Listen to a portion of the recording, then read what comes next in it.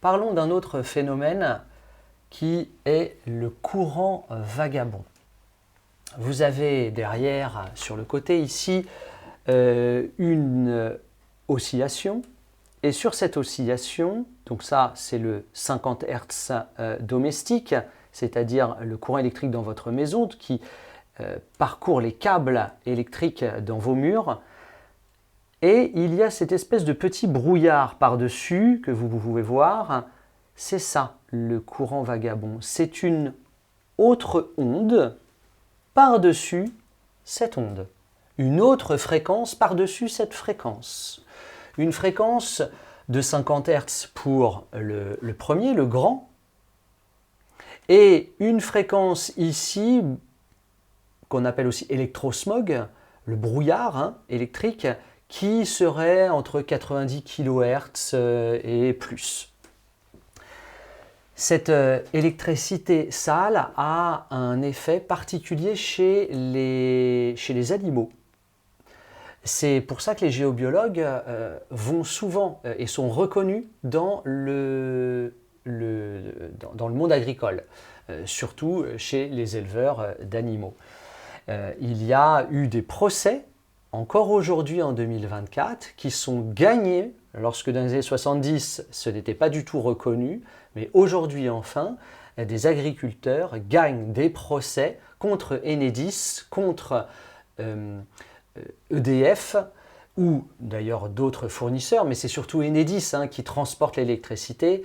EDF, lui, vous envoie de l'électricité, mais c'est bien par les câbles électriques qui appartiennent à Enedis que se crée ce phénomène. Eh bien, ils gagnent des procès aujourd'hui. Pourquoi? Parce qu'il y a des pertes de rendement, il y a de plus en plus d'infections chez les animaux, il y a de plus en plus de maladies, et tout ça, avec les nouvelles études, montre bien que l'effet de cette électricité sale est directement pointé du doigt. Alors malheureusement, c'est aussi chez nous. Et les électrosensibles, qui sont de plus en plus reconnus, peuvent aussi gagner des procès pour avoir le droit d'utiliser une électricité sans électrosmog. Il y a eu des condamnations récentes, il y a à peu près 2 ans. Des électrosensibles ont gagné et Enedis a eu l'obligation de fournir une électricité propre. C'est-à-dire que Enedis a dû payer des filtres pour enlever toute l'électricité sale du Wi-Fi, du Linky dans l'appartement ou dans la maison de cette personne. Voilà, vous le savez, aujourd'hui, l'électrosensible est reconnu et peut facilement gagner son procès. Alors, les effets sont extrêmement larges puisque chaque être humain est différent, réagit différemment. Ça peut aller de l'insomnie, ça peut aller des migraines, de douleurs type fibromyalgique, ça peut être des pertes de mémoire, ça peut être tellement de choses aujourd'hui que chaque cas est particulier. La source de cet électrosmog, elle est partout. C'est des sources multiples, c'est assez impressionnant. Alors, bien sûr, tous les appareils connectés aujourd'hui, tout votre électroménager connecté est source d'électrosmog. Toutes les installations de panneaux photovoltaïques, autonomes ou pas, créer de l'électrosmog. L'onduleur est un gros créateur d'électrosmog. Mais il n'y a pas que ça. Il y a par exemple les ampoules fluocontact qui vont créer aussi cette électricité sale. Vous pouvez la mesurer avec un petit boîtier. C'est assez simple et ça ne coûte pas très cher. Je vous le mettrai en vidéo. On a quoi? Une petite liste non exhaustive. Donc je vous parlais des lampes fluocompactes, les tubes bien sûr fluorescents, les lampes à décharge gazeuse à basse et à haute tension. On a les néons, les variateurs d'intensité lumineuse, on a les ballasts électroniques, on a les chargeurs d'appareils, bien sûr, on a les appareils donc, électroménagers, les téléviseurs, tous les appareils électriques, les onduleurs, les équipements médicaux, les transformateurs d'ordinateurs, d'imprimantes, de photocopieuses, le Wi-Fi, les téléphones DECT, le CPL, bien sûr, le CPL, c'est son fonctionnement propre. Le CPL envoie une onde qui se propage sur le 50 Hz. Les compteurs communicants, bien sûr, que ce soit Gaspard ou Linky, qui sont même à l'extérieur, hein, et bien sûr les antennes relais qui créent aussi de l'électrosmog. Donc, on peut s'en prémunir. Il y a aujourd'hui des filtres qui sont plus ou moins efficaces. Attention, il peut y avoir de mauvaises protections. Le plus important, c'est vraiment d'avoir ce petit boîtier que je vous mettrai en vidéo, qui coûte pas cher. Vous le vérifiez par vous-même si le professionnel que vous avez engagé a fait un bon travail ou pas. Bien sûr, il y a d'autres méthodes aussi pour se protéger, mais là, on est vraiment dans la matière. Donc, pour répondre à un problème matière, mieux vaut être le plus proche aussi de ce qu'il est et donc d'avoir des protections physiques et non énergétiques.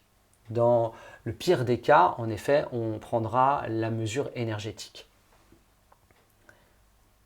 Voilà, on se voit pour une prochaine vidéo.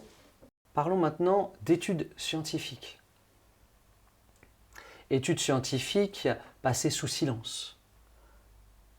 La plus importante et la seule aujourd'hui qui a été effectuée sur une population d'une ville de la taille de Stockholm.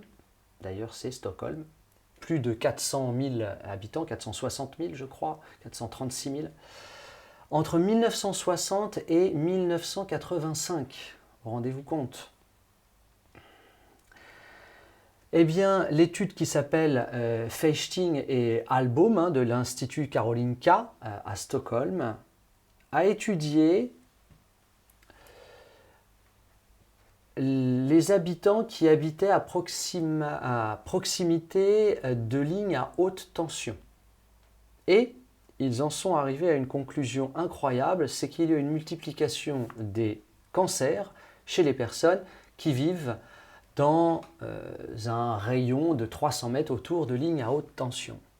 Il faut savoir que seuls les pays nordiques, lorsque vous louez ou vous achetez un appartement, une maison, bref un logement, a l'obligation de fournir une étude d'impact, d'exposition des ondes électromagnétiques.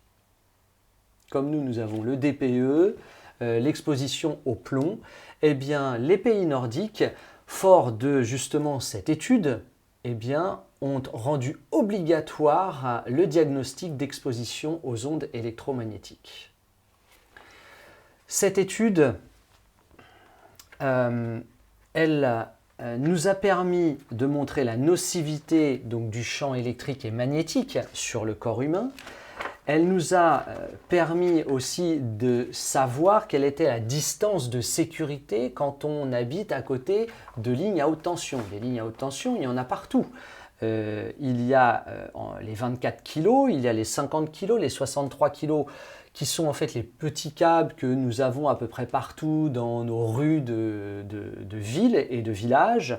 Eh bien, par exemple, si nous sommes à peu près 60 mètres d'une ligne de 50 kV, ce qui va être à peu près le cas de ce que nous rencontrons dans les villes, nous sommes en sécurité. Mais si le câble passe au-dessus de la maison, eh bien, malheureusement, nous aurons son impact. 90 kg, c'est les lignes souvent avec 3 câbles. Celles-ci, nous devons être à 90 mètres. Et bien sûr, les grosses lignes à haute tension qui ressemblent à des bras, double bras comme ça, eh bien, on va être 400 kV, on va être à 225 mètres. Moi, j'arrondis à 300 mètres parce que quand on fait les tests avec les appareils de mesure, on voit quand même que même à 300 mètres, il y a encore un petit quelque chose. Donc, soyons prudents. Et celles qui font 225 kV, eh bien, on est à 150 mètres. Voilà. Merci à Fechting et Albaum qui, bien sûr, ont été dénigrés. On a dit que cette étude avait été falsifiée par les lobbies anti-électricité. Une autre étude beaucoup plus récente qui est tout aussi importante, c'est le rapport Bioinitiative. Il y en a eu plusieurs entre 2007 et 2012. Le rapport donc Bioinitiative a été commandé par l'Europe, par la Commission environnementale européenne. Elle regroupe 1800 études à travers le monde indépendantes. Indépendantes, c'est-à-dire que toutes les personnes qui ont travaillé dans ces études, dans la création de ces études, n'avaient aucun lien avec, de loin ou de près, les fournisseurs électriques. Les conclusions sont idem que pour Fechting et Albaum. L'électricité, le champ électromagnétique à haute fréquence a un effet délétère pour le corps humain.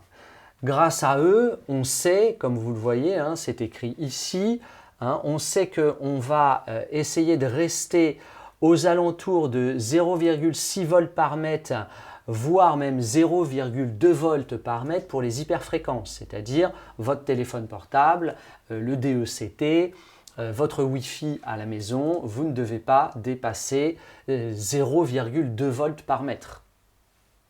Alors, en règle générale, quand vous avez le Wi-Fi à la maison, vous êtes à 1 volt, voire 4 volts par mètre. Vous avez aussi d'autres études qui sont passées sous silence. Par exemple, il y a Roger Santini de l'Institut national des sciences appliquées et fondateur de la CRIREM en 2006, qui donc est décédé aujourd'hui, a publié plus d'une dizaine d'études sur le sujet qui mettent toutes en avant le stress oxydatif. Et bien sûr, en France comme en Europe, le stress oxydatif n'est pas reconnu. Je vais vous expliquer pourquoi en fait toutes ces études sont contredites, car la loi permet aux fournisseurs électriques de ne pas prendre en compte l'effet énergétique de l'oscillation électromagnétique. Ils ne vont prendre en compte que l'effet thermique. En effet, quand on secoue quelque chose, eh bien, il y a une agitation moléculaire et ça crée de la chaleur. Le DAS, c'est ça, c'est la chaleur. C'est attention, ça peut brûler. Eh bien, ça c'est reconnu. Donc on agite, ça chauffe, il ne faut pas que ça brûle. Mais par contre, on agite, ça crée du stress, ça, la loi ne le reconnaît pas. Donc il faut changer la loi, tout simplement, pour prouver les effets délétères. Heureusement, les juges, aujourd'hui, comme je vous l'ai dit, ont reconnu, en tout cas pour l'élevage et pour les hypersensibles, qu'il y avait un réel risque. Donc voici des études assez importantes, mais regardez ce que j'ai écrit ici. Vous voyez qu'en mai 2011, la résolution 1815 du Conseil de l'Europe préconise déjà de baisser les valeurs d'exposition. En 2012, il est montré que le Wi-Fi et tout ce qui est ondes électromagnétiques d'hyperfréquence fait chuter la production de spermatozoïdes.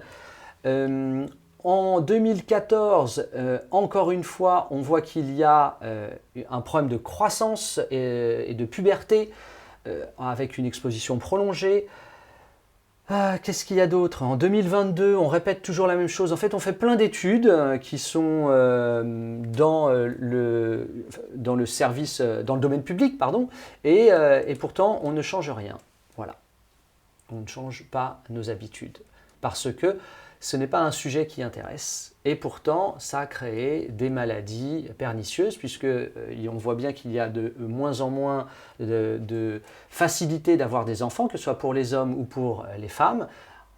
La cause, elle est multifactorielle, mais en tout cas, on a une partie de la réponse au problème, ce sont les ondes électromagnétiques. On va enchaîner sur un autre sujet juste après. Et pourquoi on a autant de problèmes entre des études scientifiques qui devraient être totalement objectives? Eh bien, j'ai envie de vous parler du principe pollueur-payeur. C'est un principe qui a été pour la première fois évoqué déjà il y a plus de 100 ans, en 1920. C'est Arthur Cecil Pigou qui parle de cette possibilité de faire payer celui qui est responsable de la catastrophe. Quelque chose de finalement logique, hein. Et c'est seulement en 1972 que l'OCDE met en place ce principe pour le monde entier. L'Europe, elle, le mettra en place, je crois, en 1987.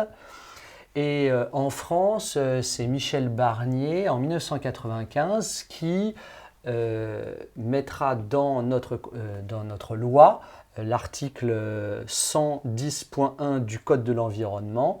Les frais résultant des mesures de prévention, de réduction de la pollution et de lutte contre celle-ci sont supportés par le pollueur. Magnifique engagement, je trouve, en tout cas sur le papier. Sauf que les industriels, malins comme ils sont, eh bien, ont décidé de créer le pôle R&D, le fameux pôle dont on parle de plus en plus aujourd'hui. Tout le monde travaille dans les ressources et développement. Eh bien, grâce à leur pôle ressources et développement, eh bien, ils ont gangréné la totalité des laboratoires et des études dites scientifiques, car en effet, cette loi dit que le possible pollueur doit prouver que ce qu'il met en place n'est pas polluant. Donc vous imaginez, je vends n'importe quel objet, et je vous dis, ah bah non, cet objet, il n'est pas bon, attendez avant de l'acheter, on va trouver autre chose. C'est impossible. Alors, rien qu'en allant sur les marchés, aujourd'hui, vous voyez bien, hein, on va toujours acheter les meilleures pommes, on va toujours acheter les meilleurs tapis, on va toujours acheter grâce au bagou du vendeur. Eh bien, chaque industriel fonctionne de la même manière. Il ne vous dira pas ou rarement que son produit peut être dangereux. Ce qui fait que les industriels, sous couvert de mécénat, sous couvert de partenariats semi-privés, semi-publics, mettent de l'argent dans la recherche pour créer des études. Donc ces études, par définition, par contournement vicieux de cette loi, peut-être que ce n'est même pas fait consciemment, eh bien, ils sont forcément partie prenante. Ils ne peuvent pas être impartials dans les études qu'ils apportent. Et comme l'État n'ayant plus d'argent ou de moins en moins d'argent, puisqu'il a transféré les capitaux de la recherche indépendante ailleurs, en disant maintenant grâce à cette loi de 1995, ce sont les entreprises qui vont payer. Sauf que l'entreprise a un droit de regard.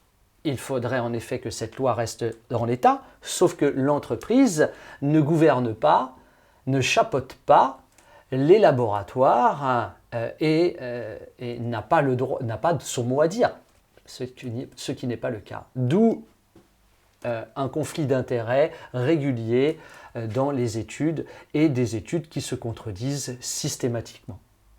Voilà. En 2022, la Cour des comptes européenne a quand même souligné que encore trop souvent, le coût de la pollution était supporté par le public. J'espère que cette vidéo vous a plu sur ce sujet de la géobiologie de l'ère du Verseau.